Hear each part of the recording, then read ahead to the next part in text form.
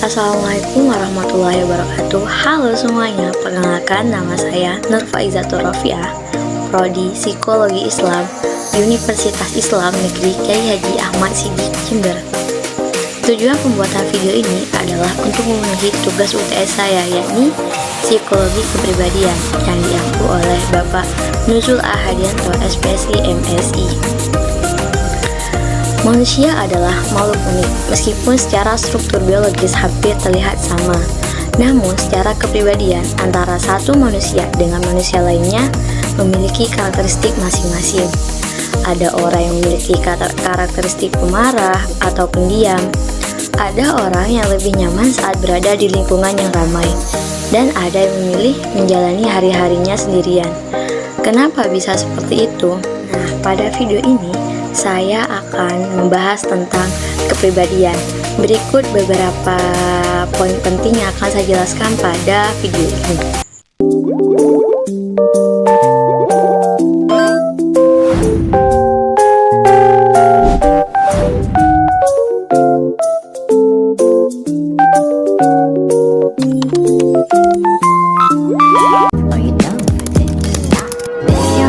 Beragamnya tingkah laku dan sifat manusia sangat dipengaruhi oleh kepribadian yang dimiliki masing-masing individu.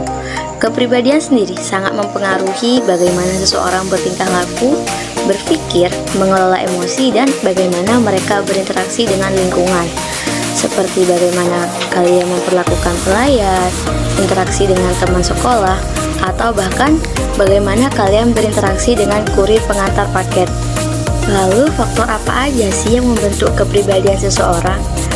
Penelitian mengenai kepribadian sudah dilakukan oleh banyak ilmuwan sejak awal tahun 1900 dan terus berkembang hingga saat ini. Diawali oleh Sigmund Freud dengan teori tentang id, ego, dan superego, Karen Horney dengan teori neurotic need, dan Harry Stack Sullivan dengan teori interpersonalnya. Meskipun terdapat banyak teori yang membahas tentang kepribadian, tetapi pada umumnya teori-teori tersebut menyebutkan bahwa pola asuh masa kecil adalah faktor utama pembentukan kepribadian seseorang. Bagaimana pola asuh berperan dalam pembentukan kepribadian?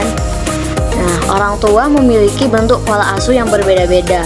Ada orang tua yang bersifat tegas, ada yang selalu memberikan aturan, ada yang selalu memberikan kemanjaan, ada yang bersifat acuh atau membebaskan anak, dan bahkan ada yang tidak konsisten dalam memberi perhatian dan aturan.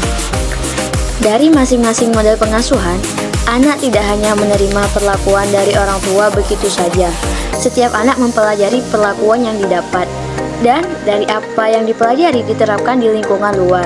Seperti misalkan, anak selalu diberikan aturan semasa kecilnya oleh orang tuanya, maka anak tersebut memiliki kecenderungan untuk menjadi orang yang disiplin dan rapi.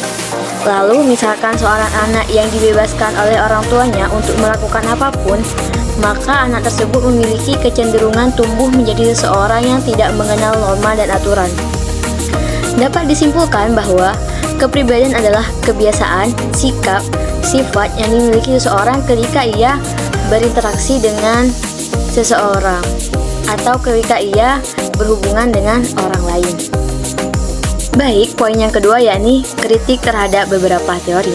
Nah, di sini ada 5 teori. Setiap teori memiliki kelebihan dan kekurangan, dan kritik yang ada seringkali muncul dari sudut pandang yang berbeda atau perkembangan ilmu pengetahuan yang lebih lanjut. Yang pertama yakni teori dari Sigmund Freud. Teori Sigmund Freud ini terlalu berfokus pada seksualitas. Banyak yang berpendapat bahwa Freud terlalu menekankan peran seksualitas dalam membentuk kepribadian, sehingga mengabaikan aspek-aspek lain yang sama pentingnya. Kemudian beberapa konsep Freud seperti id, ego, dan superego sulit diukur dan dibuktikan secara empiris. Teori Freud cenderung deterministik, yaitu menganggap bahwa perilaku manusia sepenuhnya ditentukan oleh pengalaman masa lalu, terutama masa kanak-kanak. Banyak konsep Freud dikembangkan berdasarkan analisis terhadap pasien dengan gangguan mental, sehingga sulit untuk digeneralisasikan pada populasi yang lebih luas. Yang kedua yakni teori dari Erik Erikson. Teori ini terlalu berfokus pada tahap-tahap perkembangan. Erikson membagi perkembangan kepribadian menjadi beberapa tahap yang sangat spesifik.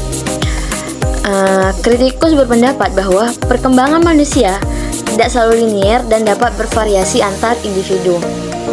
Teori Erikson cenderung mengabaikan pengaruh faktor sosial budaya yang sangat kuat dalam membentuk kepribadian. Dan juga konsep-konsep dalam teori Erikson seperti krisis identitas sulit untuk diukur dan dibuktikan secara empiris. Teori selanjutnya yakni menurut Alfred Adler. Teori ini terlalu menekankan pada perasaan inferior. Adler sangat menekankan pada perasaan inferior sebagai motivasi utama dalam perilaku manusia. Banyak berpendapat bahwa ini selalu menyederhanakan kompleksitas motivasi manusia. Adler lebih fokus pada aspek sosial dan psikologis dalam pembentukan kepribadian, sehingga mengabaikan pengaruh faktor biologis. Teori Adler didasarkan pada pengamatan klinis terhadap pasiennya, sehingga sulit untuk digeneralisasikan pada populasi yang lebih luas. Carl Jung. Untuk teori ini, konsep yang digunakan itu terlalu abstrak. Beberapa konsep Jung seperti archetype dan alam bawah sadar kolektif sangat abstrak dan sulit untuk diuji secara empiris. Banyak aspek teori Jung tidak didukung oleh bukti empiris yang kuat. Dan juga konsep ini terlalu menekankan pada aspek mistis. Jung memasukkan unsur-unsur mistis dan spiritual dalam teorinya, yang bagi sebagian orang dianggap terlalu subjektif dan kurang ilmiah.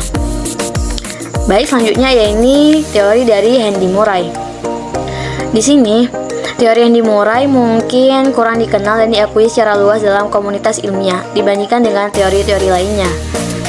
Mungkin belum banyak penelitian empiris yang secara khusus mengkaji teori Andy Murray. Kesimpulannya adalah setiap teori memiliki kekuatan dan kelemahannya masing-masing. Kritik terhadap teori-teori kepribadian dapat membantu kita untuk memahami keterbatasannya dan mendorong pengembangan teori-teori yang lebih komprehensif dan akurat. Baik, selanjutnya yakni pendapat saya tentang perbedaan pandangan. Seperti yang telah kita singgung sebelumnya, para ahli psikologi memiliki pandangan yang beragam tentang apa itu kepribadian dan bagaimana ia terbentuk. Perbedaan ini bukan sekedar perbedaan pendapat, melainkan mencerminkan kompleksitas manusia itu sendiri. Setiap teori menawarkan lensa yang unik untuk melihat realitas psikologis dan masing-masing memiliki kontribusi yang berharga bagi pemahaman kita tentang diri sendiri dan orang lain. Lalu mengapa terdapat begitu banyak perbedaan?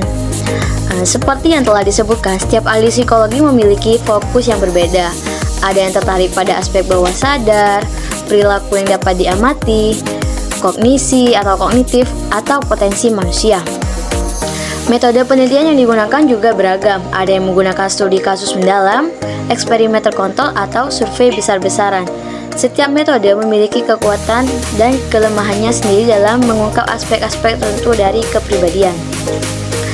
Teori-teori kepribadian seringkali dipengaruhi oleh zaman dan budaya di mana mereka dikembangkan.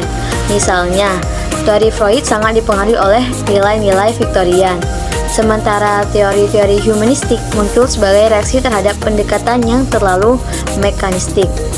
Bahkan, definisi dasar tentang apa itu kepribadian pun bervariasi antar ahli. Beberapa mendefinisikan kepribadian sebagai pola perilaku yang konsisten, sementara yang lain menekankan pada proses kognitif atau pengalaman subjektif. Dengan memahami berbagai perspektif, kita dapat melihat bahwa kepribadian adalah fenomena yang sangat kompleks dan multidimensi. Tidak ada satu teori pun yang dapat memberikan penjelasan lengkap. Masing-masing teori memiliki kekuatan dan kelemahannya. Dengan memahami keterbatasan setiap teori, kita dapat menghindari generalisasi yang terlalu sederhana, meningkatkan toleransi, memahami bahwa ada berbagai cara untuk memandang manusia dapat membantu kita menghargai perbedaan, membangun hubungan yang lebih baik. Dan juga perbedaan pendapat ini mendorong para peneliti untuk mengkaji lebih dalam lagi dan mengembangkan teori-teori baru yang lebih komprehensif. Kesimpulannya yaitu Perbedaan pandangan dalam memahami kepribadian bukanlah sesuatu yang harus ditakuti, melainkan sesuatu yang harus dirayakan. Keberagaman perspektif ini memperkuat pemahaman kita tentang manusia dan membuka jalan bagi pengembangan ilmu psikologi yang lebih komprehensif. Dengan memahami bahwa tidak ada satu kebenaran tunggal tentang kepribadian, kita dapat lebih menghargai kompleksitas diri kita sendiri dan orang lain. Baik, mungkin cukup sekian yang bisa saya sampaikan, kurang lebihnya mohon maaf. Wassalamualaikum warahmatullahi wabarakatuh.